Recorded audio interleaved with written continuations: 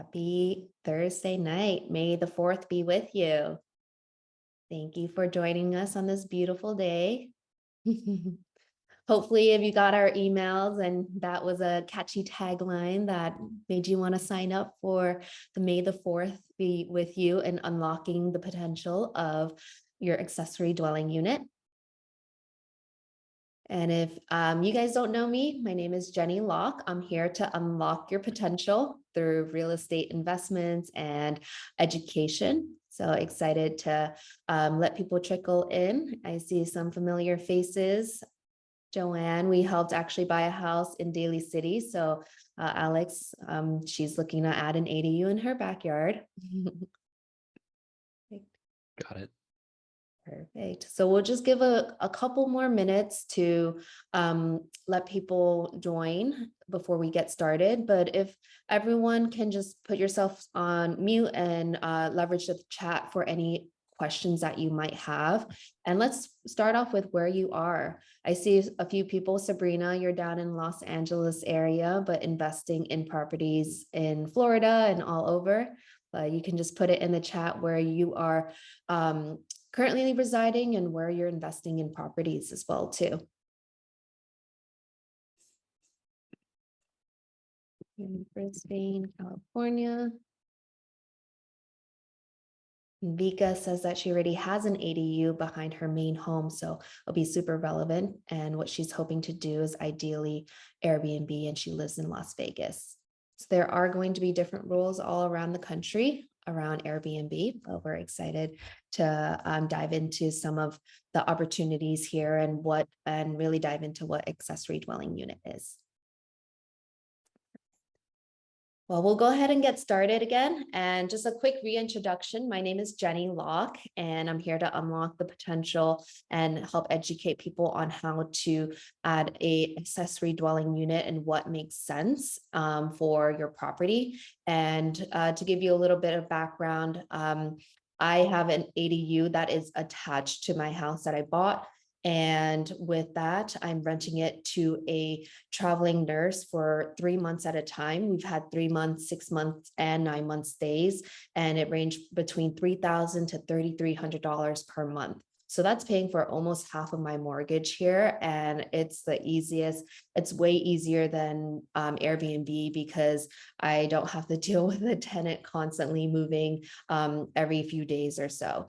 And then there's also certain restrictions that I learned. Initially, we had the ADU on Airbnb, but my city within Brisbane did not allow short-term rentals for ADUs. So Vika, I know you mentioned that as well, but just look out what your local laws are. And I'm so excited to introduce my guest speaker, Alex, shortly, but just a quick introduction about who I am. I graduated from USC Marshall School of Business and worked initially in technology and corporate. And I bought my first house in the Bay Area at the age of 23 years old. And I leveraged that house to rent out rooms, house hacked, and that ended up paying for the mortgage.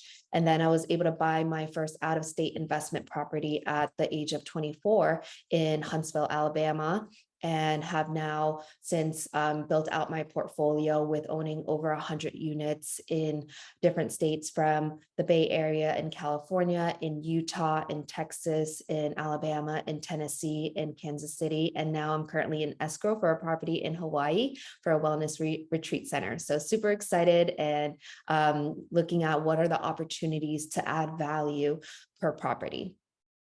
Was also a National Association of Realtors 30 Under 30, and we lead an amazing team of amazing women. So, and then other things, we focus on education. So we teach people on how to invest in real estate. So we've done a lot of these webinars before, but people are like, what's next? So if you're interested in learning the opportunities, we have a community called Zen Coast University, where it's a year-long coaching community program where we teach you mindset shifts and teach you on how to build passive income through building ADUs, through Airbnb, through short-term rentals, long-term rentals, and commercial properties and large multi-units. Next. And this is our team. So we're able to help service all throughout the Bay Area. And we also have partners all around the country. So if you're not here in San Francisco Bay Area, we can connect you to a great agent in another area to find you a great property that potentially has Airbnb or ADU potential. Next. And now I'm super excited to introduce my dear friend, Alex Tzang. And we met initially at an open house, and he saw how hard we were working and was able to help him through his process. But Alex has helped a lot of our clients and really figure out what the use cases of a property that someone might look at it, okay, it looks like a standard single family home, but what is that potential? How can we add income? And we actually recently helped a mutual client, Henry, add a junior ADU on the bottom of his house, and he rented out the top through Airbnb, and he lives in the back in a additional ADU. So it turned 1 unit into 3 units of property. And then I'll have Alex introduce himself. Thank you, Jenny, and thank you, Tzang, for having me here. Everybody hear me okay? I'm hoping this mic works pretty well. Supposed to be clear. Hi, I'm Alex. I'm originally from Hong Kong, but I've moved here for I think a little bit over 20 years. And I want to say Jenny and I go way back. I sold my first home through her, and then she helped me do a 1031 exchange in the 4 months allowable time frame and get me a new rental property in San Bruno. So I'm very, very grateful for how this team can help, me and also the clients. And she has been feeding us really well too, and providing entertainment for us too. So thank you. It's really a pleasure to be served by you guys and working with you guys. So a little introduction of myself. I have my bachelor and master in architecture in University of Michigan. I also have in UC Berkeley Extension, I do the certificate of program management and construction management. Why is that important? Is because sometimes architects just know paper and don't know how to do construction, don't know the pain point where owners or layperson all of you are, all have.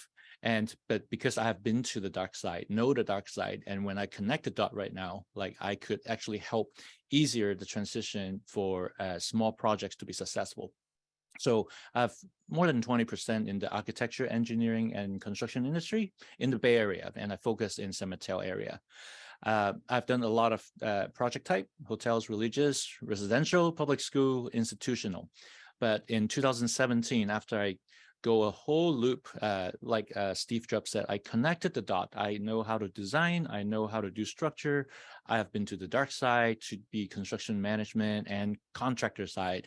And I was like, okay, I discovered a pain point in the residential market. And I should start a business that focused in helping this sector. And here I am, fast forward 6 years, I'm still doing okay. And I'm still focused in helping residential clients. A little thing, I am this year the South San Francisco Planning Commissioner chair. Not that I'll get more job or anything. It's a voluntary job where I help my city with my own skill sets and talents. All right, I am gonna jump into the lecture.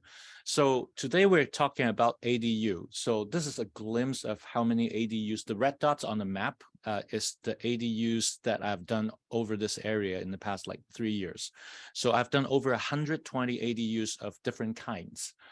So firstly, because I can't see the raise of hands or something, I'm just going to assume none of you know what ADU is. So I'm just going to do a high level understanding of what accessory dwelling unit is. So basically, there are many, many different names. You can call it granny unit, in-law unit, secondary dwelling unit, backyard cottage. This is actually not new concept. It is definitely not a new concept. As a matter of fact, before the 80s, there are a lot of these jobs. These projects. The thing is, back in the 80s or before the 80s, there are a lot of land, things are still developing. So there are not a lot of rules. As a matter of fact, a lot of you own houses that are from, way before the 80s, 70s, 60s, 50s, you don't find a thick set of construction document or anything. So because back in the days, there are very, very little rules. So what happened? So after the 80s, people start to realize that, hey, I want to live with my mom-in-law. I want my kids to be around. So they started to pop in these accessory buildings. And at a point, it actually grow to a breaking point where the regulations has to be in place in order to not exponentially growing the density of a residential neighborhood. So after the 80s, dramatically, these second unit on the single family home lot becomes like reduced. So what happened then, like from the 80s till like 2017, like what happened is like people are still coming to the Bay Area, to California, to everywhere, and we're missing housings, pretty much missing housings. If you need to buy a house, like if you have a good agent, like them, yeah, you might be the luckier one to at least secure some housing, but a lot of people, either they can't afford or they can't find the right one. So what happened is we need more housing. So as a matter of fact, California is currently still, it has been and still in a housing crisis. And in order for California to pick up the required housing count, like it was from RENA. RENA is it's an association that make each city in California to provide extra dwelling every year. However, for the past 5, 6, 7 years, all California cities has been failing because making like multi-unit developments, like 80, 120 unit building takes 10 years to actually from approval to getting constructed. And sometimes the market is not supporting the construction and stuff like that.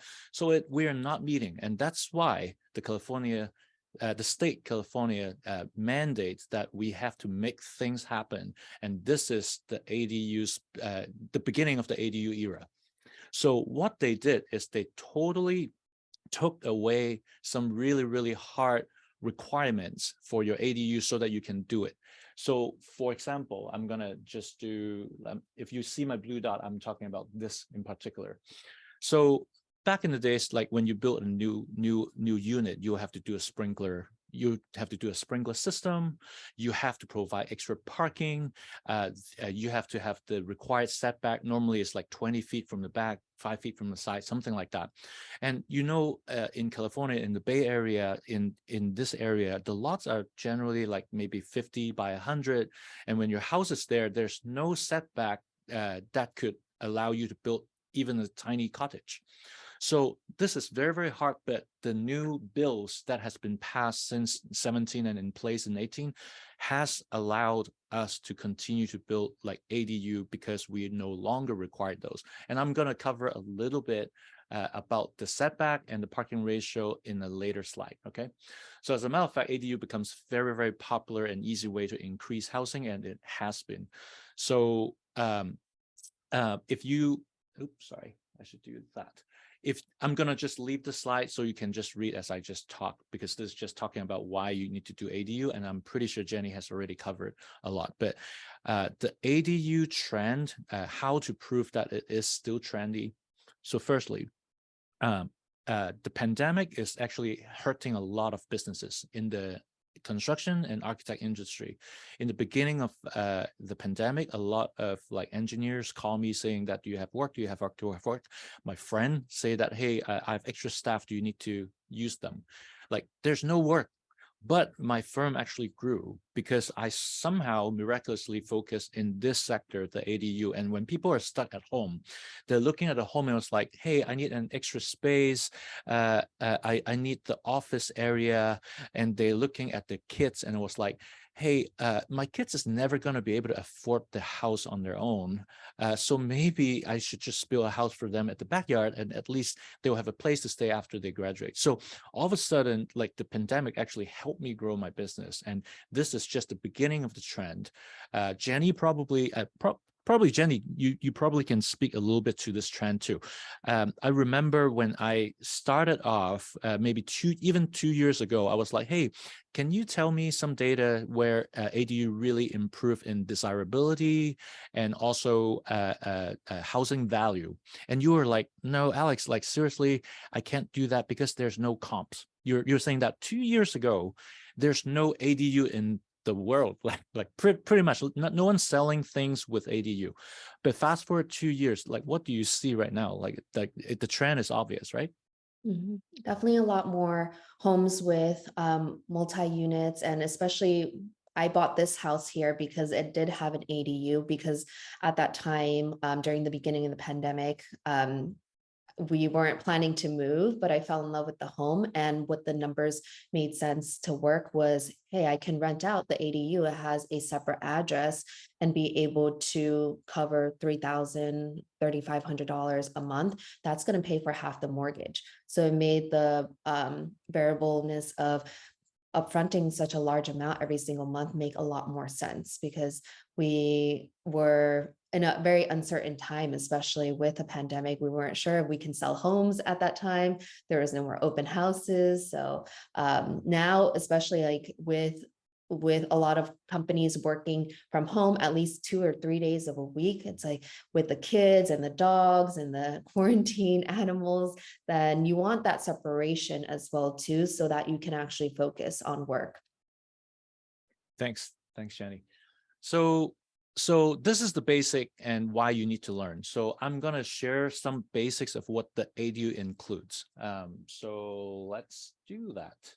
So firstly, the categories. So when you think about an ADU, probably you're still thinking about there's a detached ADU, just like this one right at the back.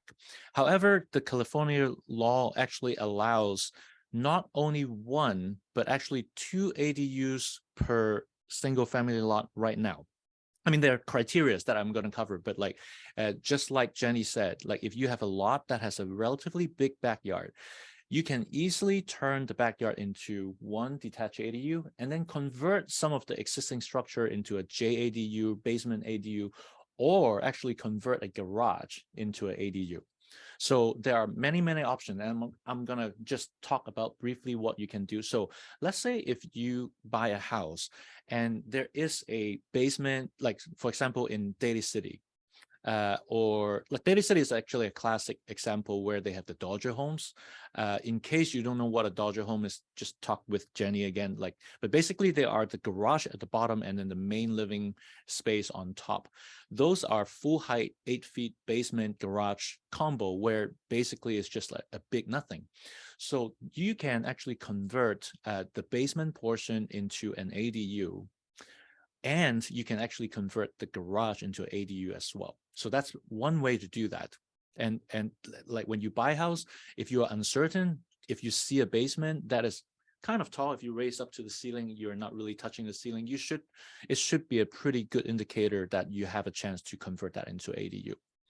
Is it the best or not? I'm going to cover that in the next slide. The other one is you can convert the garage itself into an ADU. So people immediately, I already see it in your face, like how can you convert a garage, right? Because it is required for parking. So the California latest law is stating one thing. When you add an ADU, not only you can waive the parking requirement for the ADU. So in the past, if you add an ADU, just for example, add a detached ADU like this, you have to provide another parking for this one somewhere. Now, the new ADU law in California say when you do that, you don't have to provide any parking to this guy. On top of that, you are even allowed to remove the parking facility that's already in place for your single family home and turn it into the ADU. So I'm going to repeat this one more time. You can eliminate your current garage in order to build the ADU without adding parking for the ADU and to compensate the main house parking. So this is a huge deal, and why some people can actually turn a 1 unit into 3 units. Detached ADU, I already talked about that, so that's okay.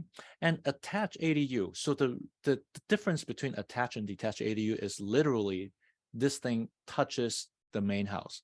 And you would be asking the question, why is it even a category? Okay, because attached ADU actually has different rules when you make planning compared to detached ADU. To name just like a simple one, a detached ADU right now, it's allowed to be up to 16 feet or 18 feet this year, sorry, 18 feet detached, okay? But if you have an attached ADU, its limit is based off your existing house. For example, if your existing house is 2-story, you can do a 2-story. So that's just to give you a glimpse of what that is.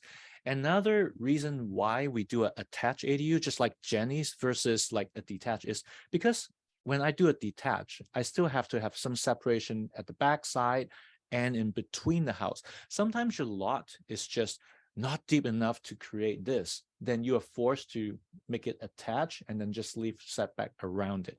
So there are all these kinds of possibilities. And as you can see, basically in California, when you buy a house, as long as it has a garage, you can at least have one rental unit being converted. So I'm gonna do the next slide. We will be asking questions.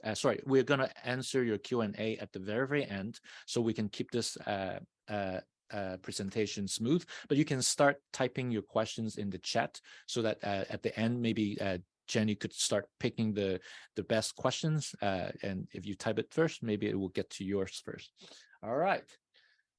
So I'm gonna do very high. These are the concepts of the ADU, and you should really look into it, like the limitations and stuff like that. Again, you can always revisit Jenny's YouTube channel for this information, or just ask their team. Like, their team has been trained with my lectures for multiple times also, and they will know these stuff. But for the ADU detached version, this is the least, I should say, the least troublesome form of ADU. Why? Because when you create something detached, you don't have to touch the main house. Let's say you're living in the main house. When you build the detached, it doesn't affect your living much. So when you do a detached ADU, right now, California allow you up to 850 square feet for a studio or 1-bedroom, and 1,000 square feet for 2-bedroom. There are some floor area ratio requirements that I'm not going to toss it here to you guys. It's highly technical that you could ask me down the road. But bare minimum, what you can remember, a magic number, 800 square feet. Bare minimum, no matter what, as long as your land is big enough, the city has to allow 800 square feet of ADU size. So again, I repeat, as long as you have the land and the setback requirement, California or the city has to allow at least 800 square feet of ADU, even though your whole lot got filled up. Okay. So, but like, if you have to go above the magic 800 number, like 1,850 or something, it varies between the cities.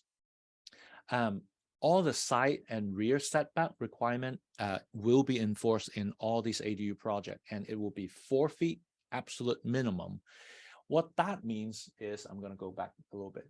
When you build a house like this, from the side of the house to the property line, it has to be at least 4 feet. And this is called a setback requirement. So 4 is minimum. And I want you to know that even though 4 is a minimum, since I've done it over and over again, plan for 5 unless you have to do 4. And I could explain that later on if you want to ask. Okay. So 1-story, 18-foot max. Now, this is huge deal, and it is common to most of the ADU type. Owner occupancy is not required. And what does that mean? Not only the ADU is not required to be occupied by the owner, but the main house is not required to be occupied by the owner. In the past, like before 2021, ADU still needs to be owner occupied. So when you created this, like, one of the 2 units has to be occupied by the owner. However, this year onward, that even got removed. So when you now buy a single house and create 3 units, basically all 3 units does not need you to be occupied, meaning that you can legally rent it like 3 ways.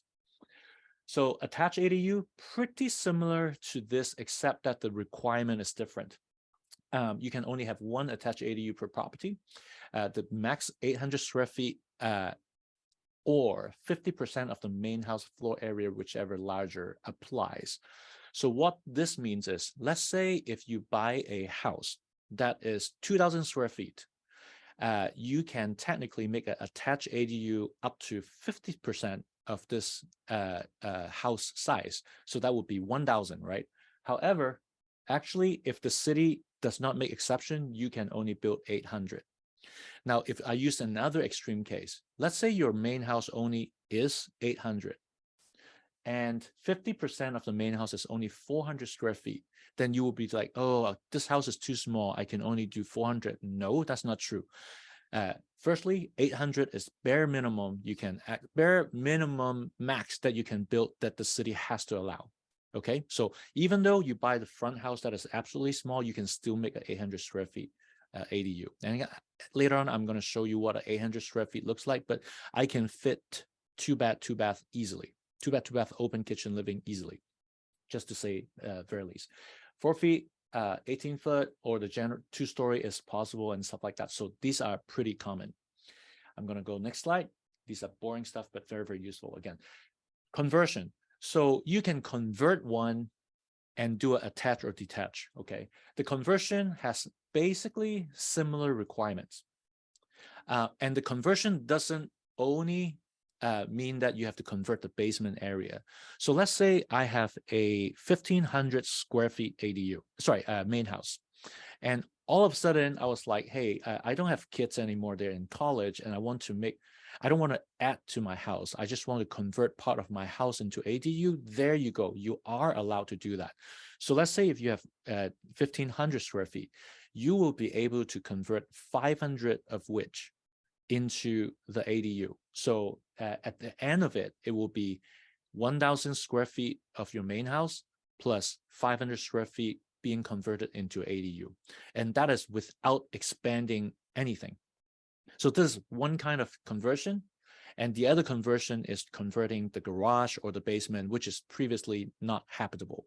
Okay, so these are all possibilities. And again, your brain would be start thinking, okay, what condition fits my house? And what can I do? I think the first 3 category is already some great options for you. And again, go back to Jenny, go back to me if you want to verify what you can do and whatnot. Now, the last thing is the junior ADU. So junior ADU is kind of similar to conversion, except that junior ADU has to be converted either from your garage or your existing main house. The basement conversion is considered a conversion ADU, but its entity is still ADU. So you were like, Alex, you're confusing me. JADU and ADU, what are the difference then? So firstly, junior ADU, by definition, when you hear junior ADU, it's definitely chopping off from some of your existing house, garage or existing habitable space, livable space. And it is maxed at 500 square feet. So it can't be large. It cannot go anything large. Anything larger than 500, it will be ADU. Now, then you'll be like, hey, then why do I even want to do JADU? The reason is most of the city only allow 1 ADU and 1 JADU. Some city even go to the extreme and say either 1 ADU plus JADU or 2 ADUs. But across the California rule is 1A and 1J. So that's why you have to plan ahead, because you can't do 2 junior ADUs.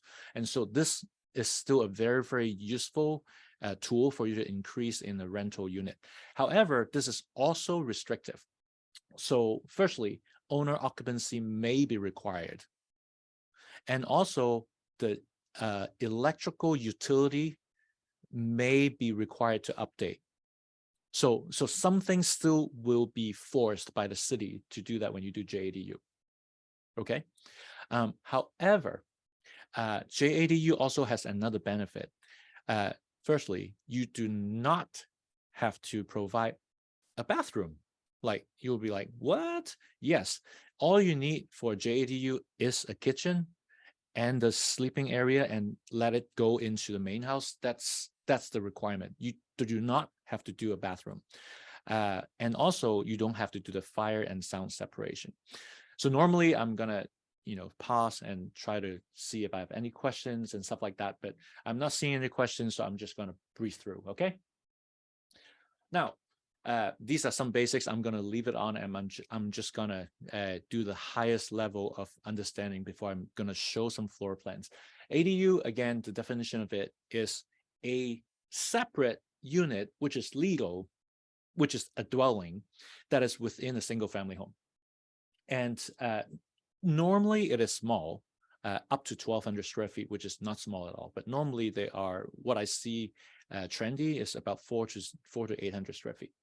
Now, this one is the key thing for you to understand what is a dwelling, what is a ADU. The ADU just need mainly these three components: a bath, some sort of cooking facility. I say kitchen, but basically it is some sort of cooking facility, and then a living, sleeping area. So in other words, you can have a studio that has a kitchen area or cooking facility area with a bathroom, and that will be the ADU. The smallest I've done is 240 square feet, and I've seen craziness that can barely fit, but they did it in 200 square feet. But like it's sorry, I almost said crap, except I shouldn't say that. It's a very, very bad space for rental. So, but you should know that a full bath, a cooking and sleeping, okay? A bedroom is not required. But if you And go ahead. then regarding the kitchen, can you elaborate? Can it be a kitchenette, or what is a like full kitchen that might be required? Sure. Later on, I also have some photos, but I think it is a good time for me to actually explain this thing and this thing a little bit. So very, very critical information. Firstly, kitchen. So typically a good rule of thumb, like for an architect when I do this, just assume your typical bedroom is about 10 by 10. Okay, so assume the 10 feet. If I have one bank of counter that goes across a 10-foot with a sink, a refrigerator of some sort, and some sort of cooking, like a cooktop, a 30-inch slide-in oven and stuff like that, that will do. So generally, if you have 8 feet, just one length somewhere, that should be okay for a smaller ADU. However, what is the key component? The sink. How big must it be? The code actually does not say anything. So I have done a bar sink, which is 15 by 18 sink, and it can fly if you push the limit, okay? Any sink would do. Now, refrigerator, it doesn't have to be double door. It doesn't have to be 36-inch. It doesn't have to be it doesn't have to be full height. It could be under the counter. Any sort of refrigerator would do. So that makes it very, very easy if you have to squeeze the ADU in. Now, for the cooking facility, and I will hate myself for saying this, okay? I have seen people providing a microwave and pass. And it is not from any places like a very, low housing price neighborhood. It's in Portola Valley. Portola Valley, my first boss has created a JADU that he provided a microwave, and it passed. Now, you would start to ask, why do people do that? And I could tell you one thing. Because ADU, on top of being a rental, it is actually a good way for you to expand your area, your main house, when you're making it attached, which previously, because of planning rule, the setback rule, you can't expand. ADU allows you to go all the way to the 4 feet of the fence, while zoning regulations sometimes make you 20 feet, 50 feet, 15 feet, from your rear. And sometimes that's why you use ADU as a leverage for you to create some of these space. And you don't want a kitchen, but you're forced to. So you basically create a bar sink, a microwave, and a small refrigerator, and that's it. So that's why what the kitchen should be like. But I would say 10 feet minimum is what a normal project should look like. 10, 12, 13, 14 feet of length. That includes cooking, sink, and the refrigerator. Nothing needs to be big. Okay, cooktop can be just a 2-burner, 15-inch, 18-inch. Now, living, sleeping area, I'm going to cover that. It needs to be 150 square feet. If it is a studio, it has to be 150 of space. That is not counting the kitchen nor the closet. Okay, is 150 magic number. So you would start thinking, okay, I'm good. What is the smallest ADU I could create? Like figure out, I could give you the bathroom would be about 40 square feet, and then 150 would be the sleep area, plus the kitchen of 10 foot by 20 foot. So there you go. You will be close to 250-ish for the smallest you can try to squeeze. All right. Now, I want to help you understand, and this is in particularly true when you want to convert your basement or garage, okay? So when you make an ADU, it has to be habitable. So what is habitable?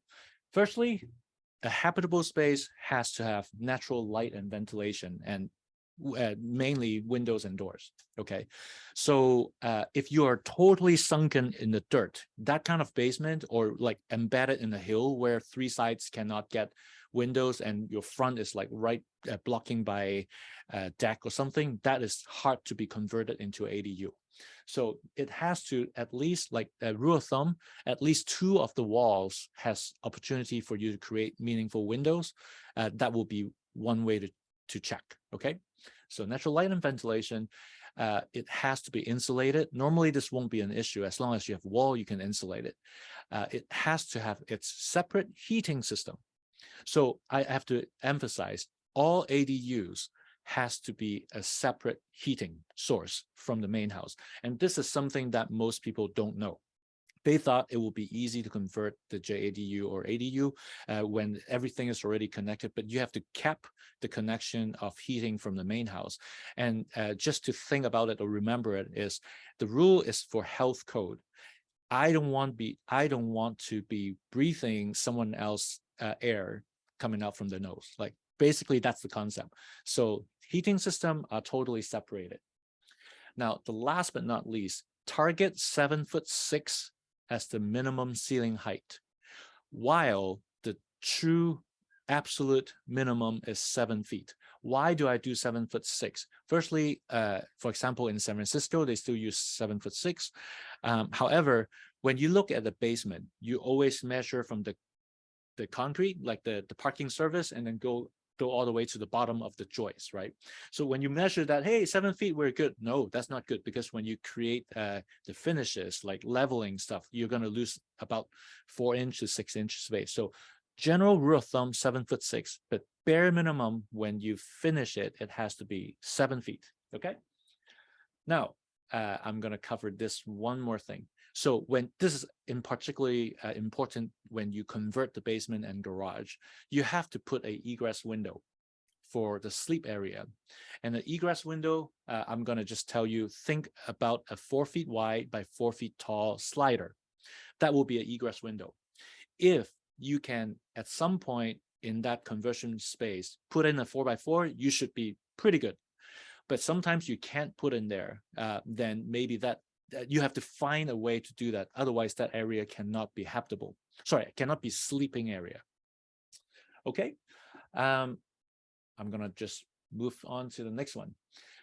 This is in particularly true when you try to buy property and want to know what is the what am I looking at in order for me to be able to build something, right? Okay, so get your pen out. I'm going to throw in some numbers to you pretty soon, but let's use a example that is pretty common in where Jenny and I are here. We're looking at about 5,000 square feet lot as a pretty typical size, 5,000, 6,000, 4,000. But generally, I have about 50 foot wide by 100 deep. Okay, so let's use an example just like that. 50 here, 100 here. This is the property line, the imaginary property line. You never actually get to see the property line itself, but you can likely make a guess when there's a fence coming up. But a lot of times those fences are not totally spot on, but like generally just think about the side, the rear, and the side will be the fence, okay? It will be the property line. You have to set back 5 feet. So again, 4 is minimum, but I want you to think 5 first. 5 feet this way, 5 feet this way. That is the area that's out of your reach. You can't build it there. And then at the back, also 5 feet. So as you can see, this is the buildable area for you to put in an ADU. When you do a detached ADU, this ADU and this house has to be separated bare minimum 6 feet. And you will run into a lot of problem if you keep the bare minimum. So recommended separation is 8 feet. Again, 5 here, 8 here, and whatever left over there, you can build an ADU, detached ADU. So let me just cook the dishes for you and tell you, what am I looking at in the rear setback that could give me the best options, right? So the next slide, I'm going to show you a few layout, but I'm going to just fast forward to this very, very popular plan of mine. It's basically 40 feet by 18 foot 9. That makes up 750 square feet, or 749. I'm going to call it 749, but this is you come into a living area, kitchen, you can do an island, you can do a cave table here, and then bedroom on the left.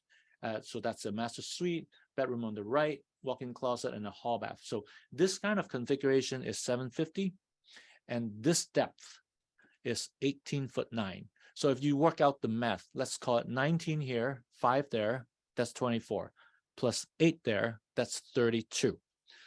So if you want to plop something like this in your backyard, and if you have 32, like, it's already great news. So in other words, you can just go to Jenny and the team and say, hey, Jenny, I really want to look for something that I can do a detached ADU. Jenny and the team is already thinking, okay, then you're looking for something like 32 feet backyard minimum. Now I can also make this a little bit tighter. Like when you have 30 to 32, it could make it work. Like I said, like this one, the rear setback, I could make it 4. It's just make life a little bit harder on here, make life a little bit harder in here. So general rule of thumb, 28 to 32, you can fit something like this. Okay, so you can jot it out. 28, 32. Anything less than 28, you're gonna start play with some different configuration and likely smaller square footage. So I'm gonna go back to the setback. So that's the detached version. Now, not all lots has 28 to 32. So in this case, you will be doing something attached. So think about, let's say if I have to fit about 20 foot here or 18 foot here plus the 5 foot setback. So if you have 23 foot lot, at least you can do an attached ADU. So this is like the golden rule when you want to develop something at your backyard. Think 23, 25, 32, like this range. Anything smaller than that, it will be tough. Like this morning, I was at San Mateo. Their backyard is 21 feet, and I broke their heart. They want a detached ADU. So let's do the math here. 21 foot from here to here, a detached ADU. I said, okay, I'll squeeze it.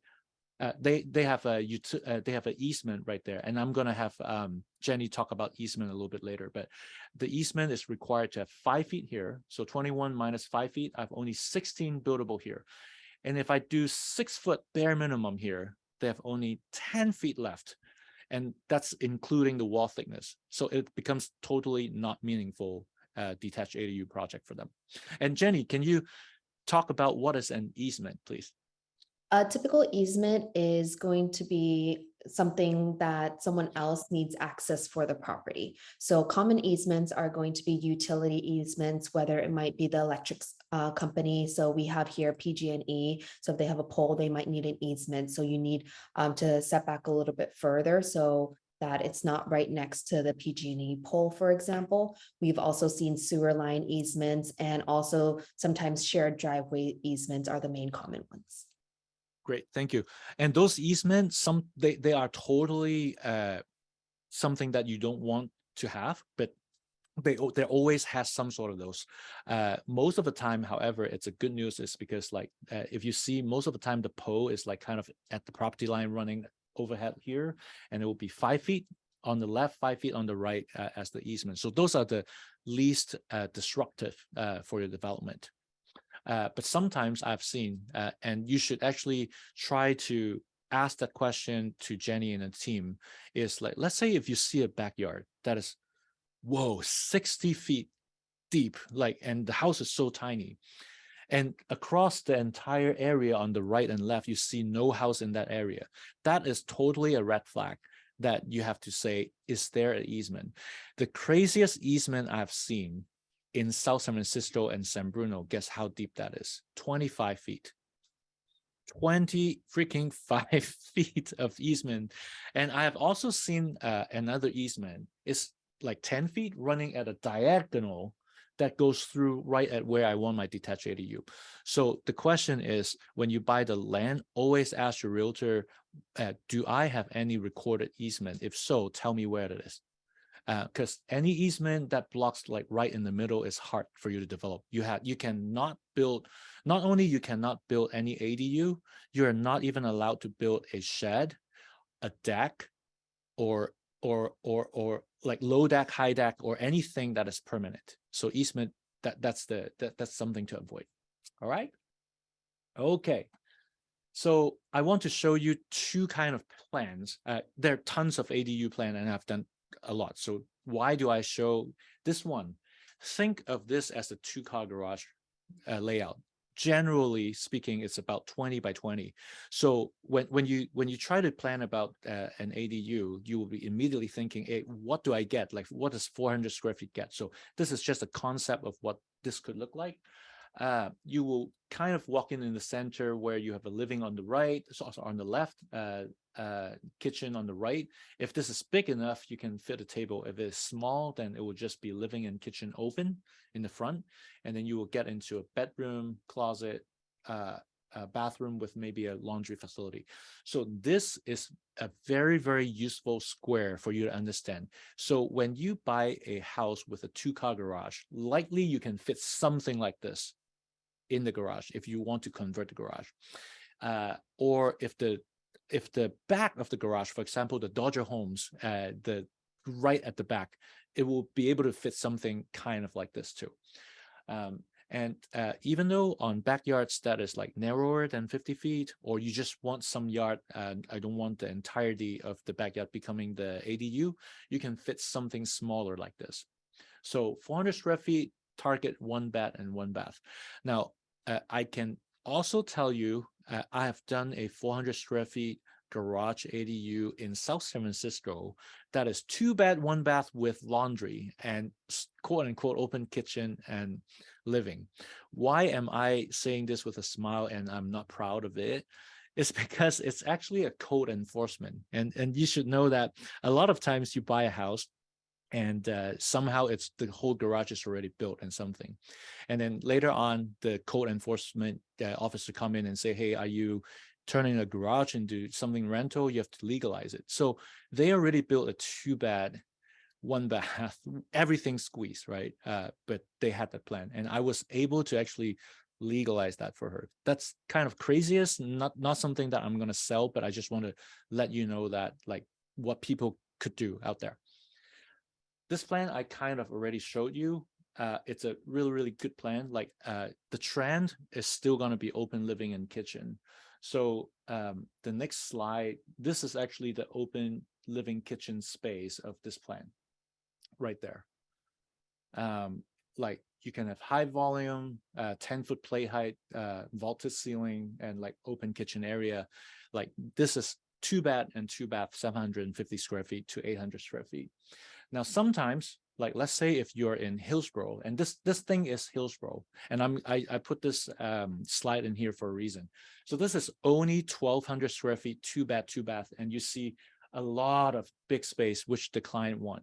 So a lot of times in the bigger land situations, client want to just do a house, like make a house that turn it into a pool house, but I want to also in case one day I lost all my money, I can still rent this out. So they will use ADU as the bypass or the what do you call a fast track to actually give them the big building that they want. So I in particular want to tell you one thing, the utility. So architect can show you pretty pictures and plan, but eventually you have to plan for your utility. This thing, you have to stick a water heater on the outside, and I'm going to explain why. And this is very, very important that you need to know the code update this year. This year onwards, California is no longer approving gas connection for any new build, period. Like no if, no then. Even if you're within your own house, they won't allow you to modify your gas line more than 1 foot. You can trim it off, but you can't extend more than 1 foot. That makes it extremely, extremely hard for you when you plan for the utility. So here is my high-level summary of utility. When you create a water heater in the past, like I'm talking about less than a few months, like before the new year, you can still do the tankless gas water heater mounted on here and save space. This no longer can be added in the ADU that's approved this year. And you will be trying to be out of the box and say, hey, then if that's the case, I'll do the electric one that is tankless, right? Unfortunately, no. The electric tankless water heater, it will be an electric resistant system. And in layman term, it is highly inefficient that if you install something like that, your whole house cannot pass energy efficiency test. Like the penalty is so high that you will never pass it in California. So the only way for you to house an electric water heater is when it is a heat pump with a tank. So this is a heat pump electric water heater system. And sometimes people don't want it within the inside, they put it on the outside, and that's allowed. Same with the heating. You are no longer gonna do gas ducted central heat furnace system. It will be heat pump. So whatever you do think about the utility. And I think 10 out of 10 of my project in the past 8 or 9 months requires the upgrading of your main house electrical panel, because most of them right now are only 160, and likely people would like to upgrade it to 200. All right, I am almost there. So I don't even have to say these. These are just fun stuff that I just give you some glimpse of what bedroom size should be and stuff like that. I could skip it and go to directly the Q&A later on. Yeah, I don't need that. Bathroom, typically think about 5 by 8, 5 by 8.5. And I'm just gonna browse through those. I don't think these are super important for this lecture in particular. Kitchen, I mean, I actually have some kitchen that are fairly good size. Try to be creative and do some layouts that give you the wow factor. Like when I do design, I try to do that. So I'm going to breeze through these and I'm going to let the Q&A session go. All right. Before Jenny, the I'm going to Q&A. lead it. Perfect. Oh, there you go. Oh, yes. You can go to the next slide as well. Sure. And then we'll go to the next case study. So a lot of people, our case study is, I have my Airbnb, my ADU in the back, but a lot of people are messaging me directly, okay, how can I Airbnb it? But you need to make sure and double check your city and your county laws to make sure you can Airbnb it, because we were Airbnbing our ADU and then we got a letter in the mail from the city of Brisbane saying that you can only do 31 plus days for stays. But other cities such as Las Vegas or other areas, as long as you have a permit, it should be okay. So how do we find tenants now? Now we had to pivot our strategy is we went on Furnish Finders, Zeus Living, Polo Landing, just Google search midterm furnished rentals. And there's also Facebook Marketplace and a lot of different channels that you can find folks to be able to live there for a short period of time. And it's also if you're near colleges as well too, that some people might only be here for a semester studying abroad, they might need to find housing as well. So search those on Google, on Facebook Marketplace, join the different housing groups. That's how we've been able to find people. For us, we primarily found most of our tenants via Furnish Finders. And why we love Furnish Finders is because they're mostly traveling nurses here on their residency or for 3, 6, or max 9 months stay. And they are very quiet. They just go work their long shifts at the hospital and then come back and just need a place to sleep. So the best units are 1 to 2 bedrooms for ADU for Furnish Finders here, which are ADUs. What we've seen with 3 or 4 bedrooms, it is a little bit tougher to actually get that rented out fully. And we've also partnered with some other folks as well who have connections to corporations and insurance companies. So we have one of our properties that is currently rented out to someone who had a fire insurance claim on their home. So they have the insurance company paying us rent right now, and it's guaranteed rent, and it's 2 to 3 times what the regular rental will be. And next. Sure. Right. And then Facebook Marketplace again. So just posting it if it's, you only have 1 or 2 units, like this is the best place, because what I like to do is to vet out, because you can see the profile of the person who's inquiring as well too. And just understand, I got a message from Vika saying, hey, I don't want people to party and throw crazy ragers at my house. So you want respectable. So you can kind of get a gauge based off of what they post. If they are posting parties or posting a lot of pictures of them drinking or doing miscellaneous activities, then that's probably not a tenant you want.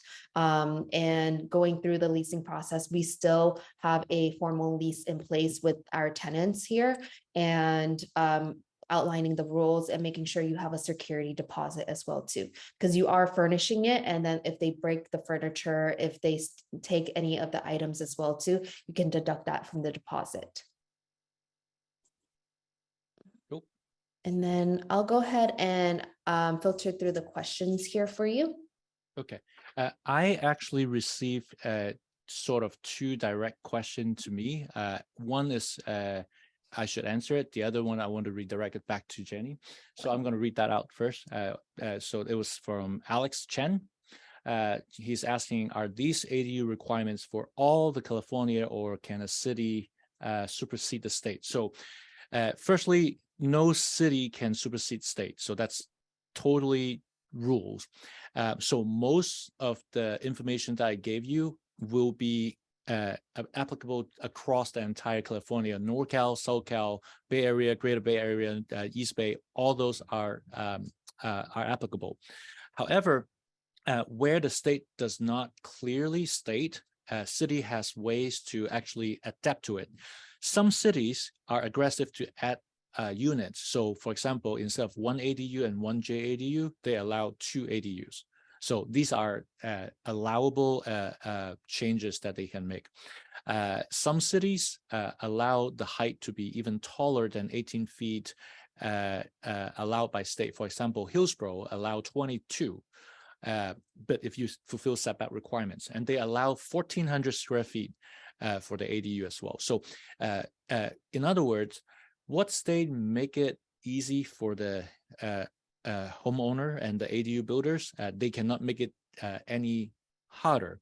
However, there are cities that are creative enough to like kind of stop this from happening. And since this is recorded, I'm not going to name cities, but there is one city that limit the height of the ADU.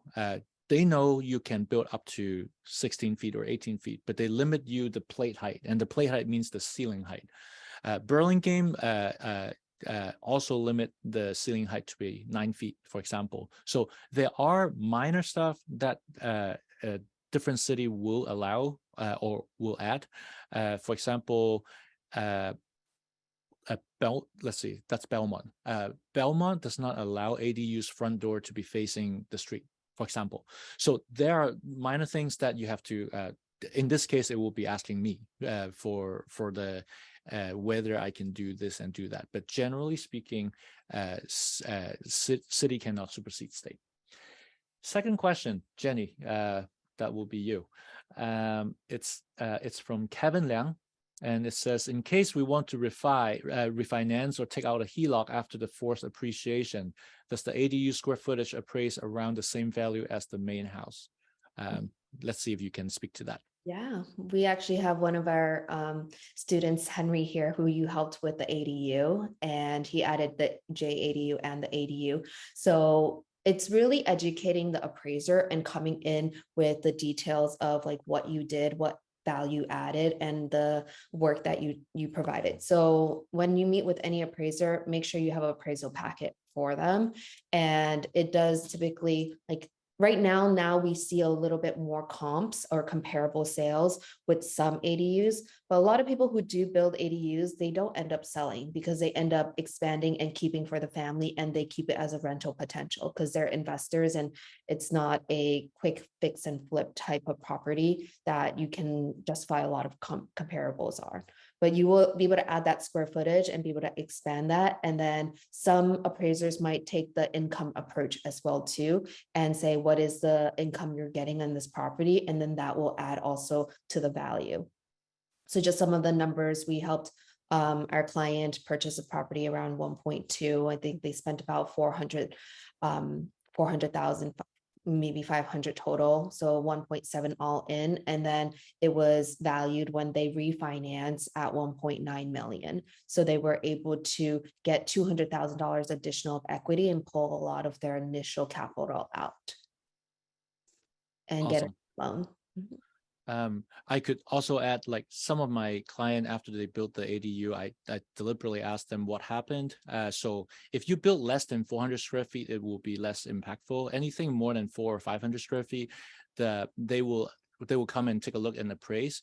But for the ADU, most of my client reported back to me that if I fill out the building application form saying that the ADU takes 180,000 to build, somehow they appraise the building value plus $180,000. So, but the main house is not affected in that case. So similar to what Jenny is saying.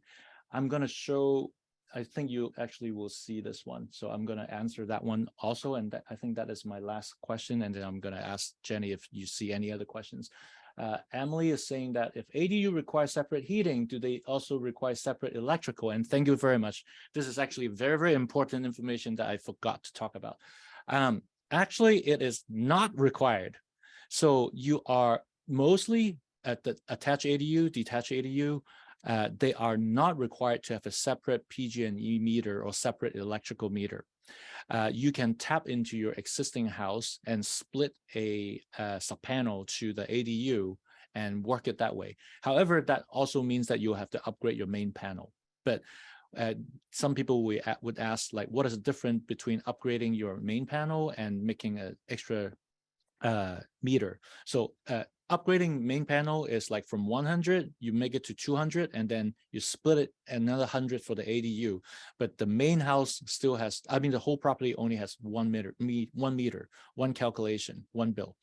If you do 2 meters, then it's 2 meters. However, right now, the latest market situation is this: if you do a separate PG&E meter by choice, it will take up to 12 to 14 months to actually get PG&E schedule you and get it hooked up on your site.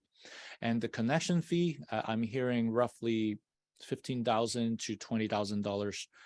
So I would say 90% of my ADU clients choose to first set it up into just one electrical bill, upgrade the electrical meter, and once they're done, they're built. Then they will just decide if they want to do separate meter later on. So that's an excellent question. Can you do 2 stories or loft within the free maximum height now? So the answer is likely not, with some exception. If you're attached, likely you can.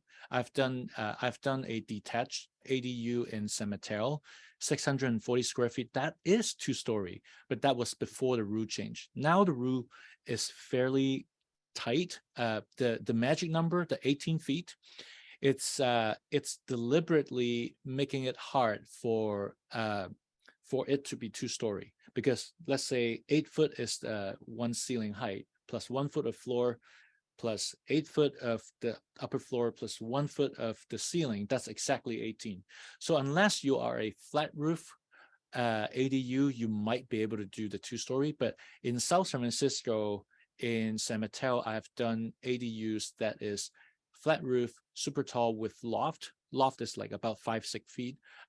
It could happen, but do remember one thing: planning department, a lot of cities make your ADU roof form and roof slope, it has to match the main house. So if your main house is like sloped like this, in cities like San Bruno, Millbrae, South San Francisco, you won't be able to just create a flat ADU. So these are like almost architect specific question. However, I can give you the general, which is likely not. I am gonna stop share so that I can see Jenny's face better. And is there any more questions from you? We have a few questions here. So what about building on a hill? So knowing with the height limits and everything, what is the potential of hill lots? Okay, hill lots. Most of the situation, most of the cities allow hill lots. Allow 18 feet. 18 feet from the peak of the ADU to the lowest point of like whichever side. So for example, if I am having a slope this way and I build a house this way, so this side is short, this side is long. They measure from this point to the ridge, 18 feet. So it should be generally okay to build on a hill, except for Millbrae. Millbrae actually has a rule that measure the ceiling height from the ground. So that's why in the in the Bay Area that I mainly serve, Millbrae slope lot will be the hardest to develop a detached ADU. But if you make it an attached, then the 9-foot plate is no longer applicable. So generally speaking, I don't have any super tough situation for a hill lot, but you should know that developing a hill, the digging, the water, the retaining wall, they jack up the price like in no time.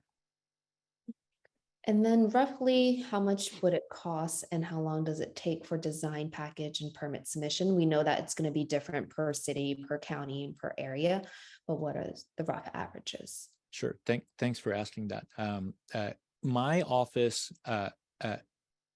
is definitely on the fast side, but I'm not trying to advertise it for this reason. But like generally speaking, my office, let's say for the 750 square feet ADU, and you have a relatively flat. It doesn't have to be straight flat, but like not super hillside. I can get an approval of that kind of detached ADU in about 3 to 4 months, and construction for that 750 square feet probably take you in today's market 6 months to build. And cost. So let's say, and again, I use that building as an example. I have one that is just in bidding in South San Francisco as well, 780 square feet of that variant. The bid was at $288,000. It was sponsored by another company, contracted by the South San Francisco to hook all us up. But at least I know the fee is about 288, and that is around the low bidders range. So roughly think about $350 to $400 a square foot, if it is big enough. But honestly, for South San Francisco or the Bay Area in particular, let's say if you spend $400 a square foot. I mean, ask Jenny, this will be like a $900 a square foot or $1,000 a square foot kind of real estate gain, like right after you build the building. So on top of the rental income monthly, like the real estate gain is like totally solid. I would say almost it's a real estate crash proof. Like, Jenny, what do you think? Yeah, having the ADU, because like when people are worried about the recession, it's just then hold on to your properties and renting it out. So when people are scared to buy, then the renter market usually picks back up. Thanks. And then we have a few more questions here.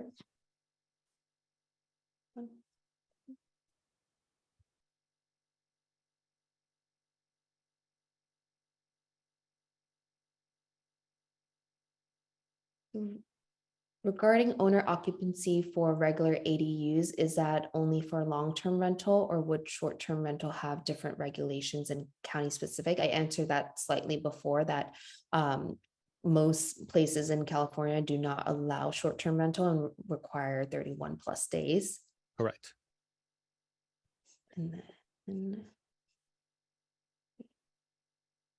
And then is there a limit to how many ADUs you can build on a property, assuming you can adhere to the setback rules? So we mentioned that you can have a junior ADU and an accessory dwelling unit. So it'll be 3 total units. And then how do you know if a mother-in-law capable unit in a basement is legal to convert and or rent out? And will that unit then share the same legal address or would it be separate? I think regarding the first question is making sure that it is a warranted space. And a lot of the times is making sure that it got permits and it's been approved with the city. And one of the first things I look at when touring properties, if there's potential, is that height. So a lot of homes with the basements, when they want to convert the garage and it's only 7 or 7.5 feet, if we're adding flooring and adding more sheetrock, then you're going to lose that height for that 7.5 feet clearance. And then for the address regarding, we've seen for ours, we have an A added on, typically with the ADU. And what have you? And I would like to speak to the address part a little bit. So most of the time, it is no cost for you to apply for the address. So let's say in South San Francisco, after I got the ADU done, you just need to go to the building department to apply for the address. And if the address is not taken, and because it's A, it will never be taken. So they would just approve it, no fee, and then PG&E can start doing separate meter and stuff like that for that address. Now, speaking the same way about the address, you cannot apply the address until most cities will want you to have the ADU completely done before you can apply for the separate address. So for people who actually want a separate meter upfront, it's actually pretty hard when you go the ADU route and you want to just apply for it. Like you have to get quite a lot of the ADU done before you can have the separate meter applied. And that's why for ADU projects, I advise don't go the separate meter route first. Do a subpanel. And then when you're done, you apply for the address and then take the PG&E 11 to 14 months and rent it out first and stuff like that. And when PG&E is ready, you ask the tenant for approval to swap it over, just like that. And then for an investor who's looking at evaluating different properties, what should you consider regarding the drain lines and plumbing requirements, besides avoiding an easement, of course, or anything else in particular when looking at properties that have the potential of adding the ADU or converting the garage? Okay, so I'm gonna tap in the sewer lateral part. I think that what a sewer lateral is, like it sounds like so scientific, but basically it's the sewer line that connects the main house to the street. That's called sewer lateral. In most of the California cities, when you do transactions, I think, Jenny, correct me if I'm wrong, but like you are required to actually have a sewer lateral compliance. Is that correct?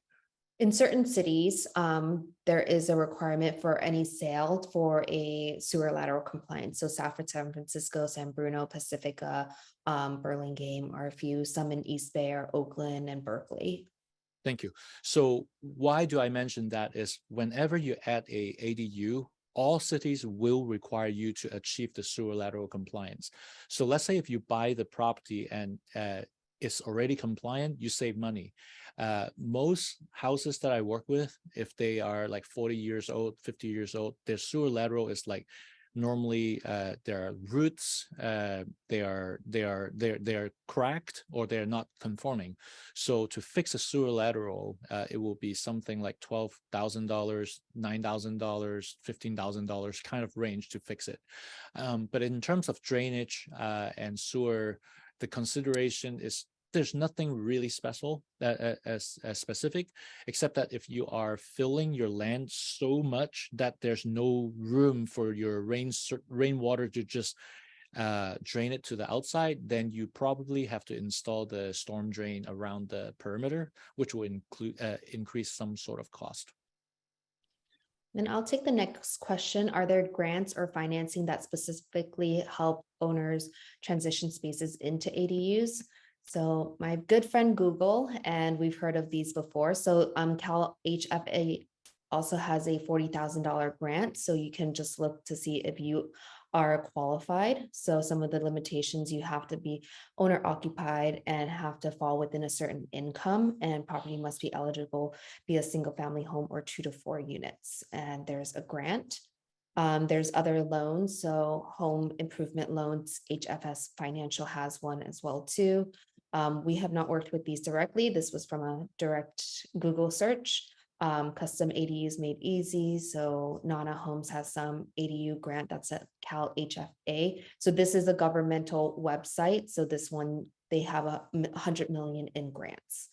And then another company we've heard is Redwood Credit Union. So they do construction and lot loans as well too, to help you build up from the ground up. But my recommendation is just to put whatever city, let's say if you're in Las Vegas or somewhere else, just put in grants for ADUs for your specific city or your state. And then one question from Maria is the reevaluation of the value just for the additional loan or for tax purposes or both? Is there a size limit at which the property taxes do not get increased? So typically whenever you pull a permit with any remodeling, there will be a reassessment on that portion of the house. And if you do add the ADU and don't touch your initial house, then that additional ADU, that value, let's say a $400,000 value of an ADU, then that will get reassessed. So in California, we have Proposition 13. So your property taxes are kept on what you typically purchase for, or roughly stay around the same. So let's just say you have $1 million house and now it's worth like 2 million, but it kind of stays at that $1 million value, and you add a $500,000 ADU, that $500,000 ADU typically is reassessed and added. And then for the refinancing purposes, they don't speak, and the appraisal is separate from what the county and city assesses your property taxes on. Perfect. I think that's all of our questions today. So thank you all for joining us, and hopefully you learned a lot to unlock your potential here in adding value in building more homes and providing more housing for people and building your passive income.